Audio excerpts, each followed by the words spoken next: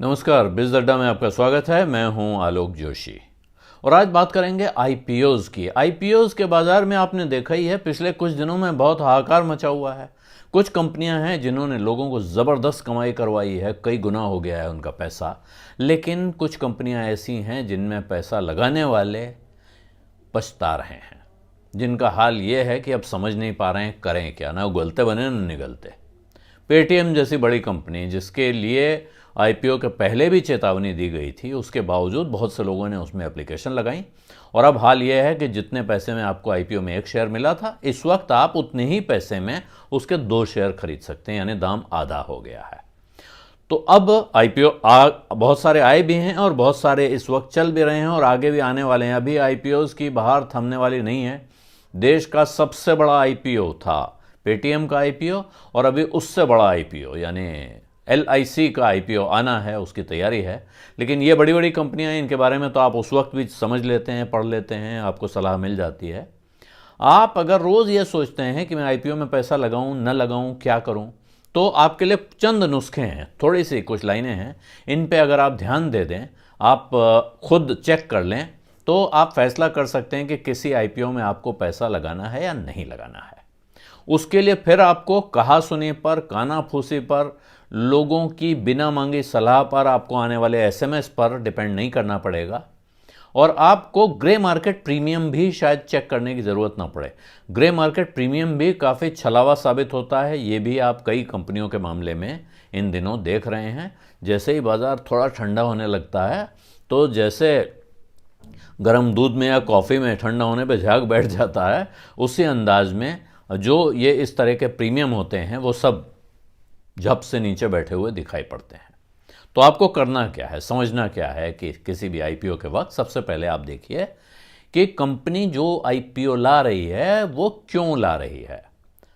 क्यों ला रही है का मतलब, जो पैसा वो उठा रही है उस पैसे का वो करने वाली क्या है, ये आपको मिल जाएगा। उस कंपनी का डीआरएचपी आपको सेबी की साइट पे भी मिल जाता है। ड्राफ्ट रेड हेरिंग प्रोस्पेक्टस जिसको कहते हैं, बाद में वो सेबी से मंजूरी मिलने के बाद रेड हेरिंग प्रोस्पेक्टस कहलाता है। यानी पहले ड्राफ्ट जमा होता है, फिर मंजूरी के बाद जो फाइनल प्रोस्पेक्टस होता है वो रेड हेरिंग प्रोस्पेक्टस कहलाता है। उसमें ऑब्जेक्टिव्स ऑफ द इशू लिखे होते हैं, ऑब्जेक्टिव्स ऑफ द आईपीओ। पढ़िए कि वहाँ क्या लिखा है, किस लिए कंपनी ये पैसा उठा रही है।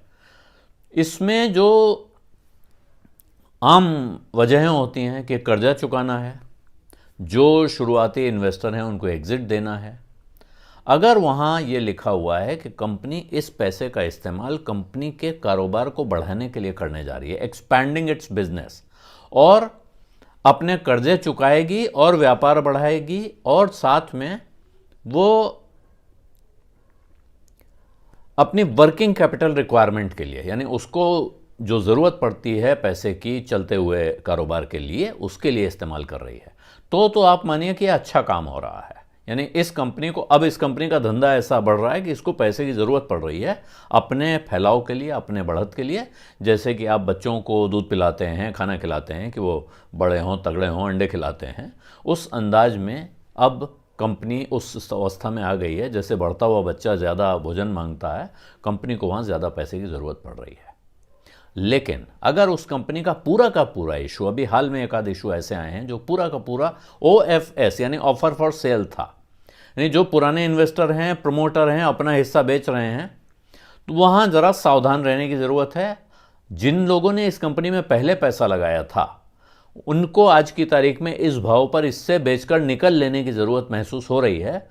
तो आपको इस कीमत पर इस कंपनी में घुसने की ज़रूरत क्यों महसूस होनी चाहिए, ये सवाल आपको अपने आप से पूछना है। ये सवाल हमने पेटीएम के समय में उठाया था, बहुत सारे लोगों ने हमारी सुन ली होगी, बहुत से लोगों ने नहीं सुनी। जिन्होंने नहीं सुनी उनका क्या हुआ अभी आप देख चुके हैं। अब दूसरा सवाल यह है कि कंपनी का हाल क्या है, कंपनी की माली हालत क्या है, उसके फाइनेंशियल्स जिसको कहते हैं। अब यह माना जाता है कि बड़ा विकट काम है किसी कंपनी की हालत समझना, उसकी बैलेंस शीट पढ़ना। बैलेंस शीट अगर सामने खोल के ही देख लीजिए और आपको कारोबार समझ में आता नहीं है, तो आपके लिए वो एक कागज़ है जिसमें आपको कुछ समझ में नहीं आएगा। लेकिन जो आसान चीज़ें जो आप समझ सकते हैं वो क्या हैं, देखिए भाई, कंपनी का प्रॉफिट है, उसमें लिखा होता है प्रॉफिट। प्रॉफिट है, प्रॉफिट में भी ऑपरेटिंग प्रॉफिट देखिए कि ऑपरेशन से प्रॉफिट हो रहा है, यानी चालू साल में कमाई उसके कारोबार से हो रही है कि नहीं। कुछ ऑपरेटिंग प्रॉफिट अच्छा है, अगर उसके बावजूद कंपनी नुकसान में है तो देखिए क्या है कि पिछले सालों में उसने नुकसान किया था जिसकी वो भरपाई कर रही है, तो क्या वो नुकसान पिछले साल 2 साल में कम होता हुआ दिखाई पड़ रहा है। ये मोटी मोटी चीज़ें आप खुद समझ सकते हैं कि मुनाफा कमा रही है, मुनाफा कमाने जा रही है, यानी कि उसका जो नुकसान था वो ख़त्म होने वाला है, अब वो मुनाफे में एंटर कर रही है। तो ये सीधा रास्ता। उसमें भी आप देखें, उसमें लिखा होता है EPS, अर्निंग पर शेयर, यानी कंपनी ने कुल जितना मुनाफा कमाया उसको उस कंपनी के कुल जितने शेयर हैं उससे डिवाइड करते हैं, यानी एक शेयर पर कितना हिस्सा मुनाफे का बना कंपनी का। वो मिल जाएगा ज़रूरी नहीं है, मिलेगा वो डिविडेंड होगा, लेकिन कंपनी ने एक शेयर पर इतना कमाया। ये देखिए कि EPS अच्छा है, अगर अच्छी वो नंबर अच्छा है, संख्या अच्छी है, एक शेयर पर 50 रुपये कमा रही है कंपनी, एक शेयर पे 500 रुपये कमा रही है, इस तरह का कोई बड़ा आंकड़ा है तो अच्छा है। उसके बाद है PE ratio, price to earning ratio. आज बाजार में कंपनी के शेयर का जो भाव है या जिस भाव पे कंपनी आपको शेयर दे रही है IPO में, उस प्राइस को कंपनी जो कमाई कर रही है EPS जो अभी हमने बताया, उस दाम से EPS को डिवाइड कीजिए तो देखिए कितना आता है, कितने गुना है। इसका अर्थ है कि इस साल ये कंपनी ने इतना कमाया, अगर इसी रफ्तार से कमाती रही तो आपके शेयर में जो आपने पैसा लगाया ये वापस आने में आपको कितने साल लगेंगे। ये नंबर ऊंचा है या नीचा है, इससे कंपनी सस्ती महंगी पता तो चलता है, लेकिन ये इकलौता फॉर्मूला नहीं है, ध्यान रखिएगा। क्यों?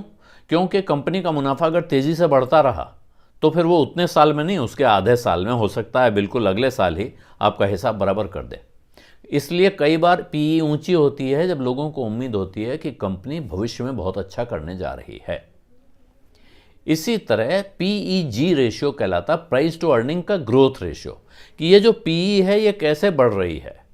अगर EPS का ग्रोथ देखते जाएं और PE को EPS ग्रोथ से डिवाइड करते चलें, EPS जिस रफ्तार से बढ़ रहा है और PE जितना रहता है, तो वो आपको एक आइडिया दे देगा कि कंपनी भविष्य में कैसा करने जा रही है।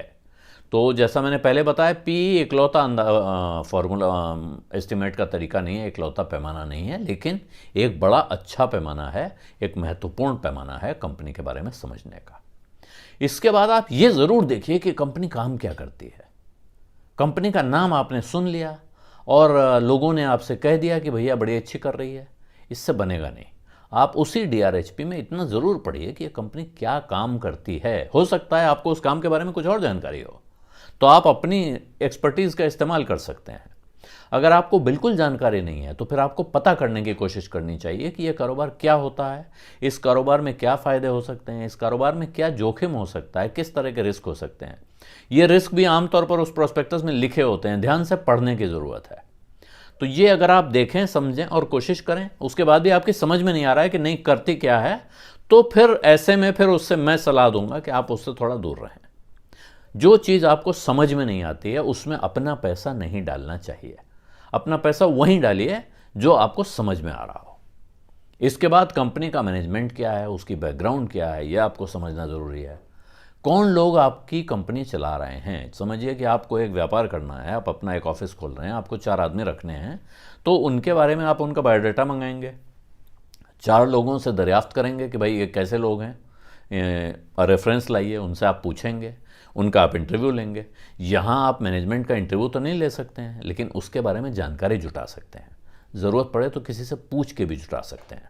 और मैनेजमेंट का अर्थ सिर्फ वो जो डायरेक्टर्स हैं वो नहीं, कई बार उन जो मैनेजिंग डायरेक्टर हैं, चेयरमैन हैं, इनके नीचे भी कंपनी चलाने वाले लोग कौन हैं, टॉप मैनेजमेंट, की मैनेजमेंट पर्सनल का एक कॉलम होता है, वो भी अगर आप देख लेंगे और आपको पता चले कि साहब यहाँ एक आदमी 27 साल से काम कर रहा है, ये आदमी 30 साल से काम कर रहा है, ज़्यादातर टॉप मैनेजमेंट लंबे लंबे समय आपके साथ काम करते रहे, इसी कंपनी को उन्होंने इतना बढ़ाया है, तो मानिए कि साहब ये जो इसके ऊपर का मैनेजमेंट है वो ऐसा है कि अपने लोगों को खुश रखता है, लोग उसके साथ काम करते हैं लंबे समय तक।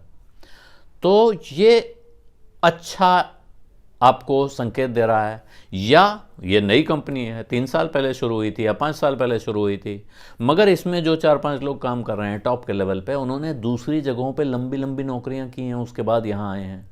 यानी वो लॉयल किस्म के लोग हैं, लंबे समय की सोचते हैं, लंबे समय साथ रहते हैं, इस धंधे में आ गए हैं, तो यहाँ भी वो भविष्य अच्छा करेंगे इस काम का, ये सोचना है।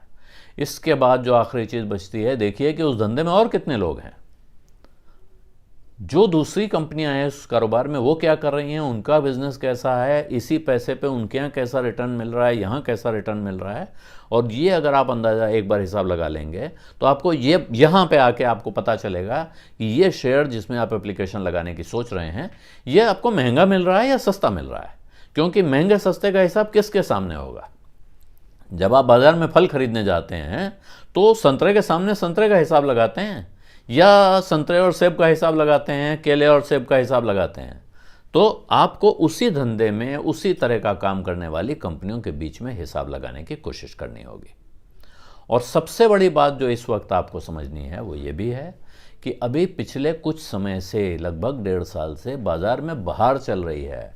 ऐसे माहौल में जितने आईपीओ आते हैं सब सक्सेसफुल दिखाई पड़ते हैं, चमक दिखती है, जो कुछ समय पहले तक हो रहा था, जब तक ये झाग बैठा नहीं है एक बार, और ये झाग अभी एक बार बैठा है। जब बाजार ठंडा होता है तो ये सारा झाग नहीं, उसमें से आधा दूध भी बैठा हुआ दिख जाएगा कई बार आपको। वो अगर उफान आया हो, कभी आपने दूध उबाला है किचन में जाके, अगर उबाला होगा तो आपको पता होगा, जब आप दूध खौलाते हैं और वो खोल के एक बार तेज़ी से बाहर निकलता है, उसके बाद आप जल्दी से जाके बंद करते हैं और वो बैठता है, तो पता चलता है कि आधा दूध भगोने से बाहर बह चुका है। यह हाल बाज़ार में बहुत होता है। जब बाज़ार को ओवर हीटेड कहते हैं, या बाज़ार में बुलबुला फटने वाला, अंग्रेजी में कहते हैं बबल बर्स्ट होने वाला है, उस वक्त ये करीब करीब स्थिति होती है। इसलिए ज़रूरी है कि हर बार किसी आईपीओ में एप्लीकेशन लगाने के पहले आप एक बार ज़रूर सोचें ठंडे दिमाग से कि आपको यहाँ पैसा लगाना है या नहीं लगाना है। कहीं इससे बेहतर मौके आपके पास म्यूचुअल फंड्स में या बाज़ार में मौजूद पुरानी कंपनियों में तो नहीं है, जिनको छोड़कर आप यहाँ किसी विज्ञापन को देखकर किसी और चक्कर में एप्लीकेशन लगा रहे हैं। मैं ये नहीं कह रहा हूँ कि आप आईपीओ में अर्जी मत लगाइए, आईपीओ में अर्जी लगाइए, लेकिन सोच समझ के लगाइए, क्योंकि सावधानी रखना बाजार में बहुत ज़रूरी है। बीज अड्डा में आज इतना ही, अब इजाज़त दीजिए। धन्यवाद, नमस्कार।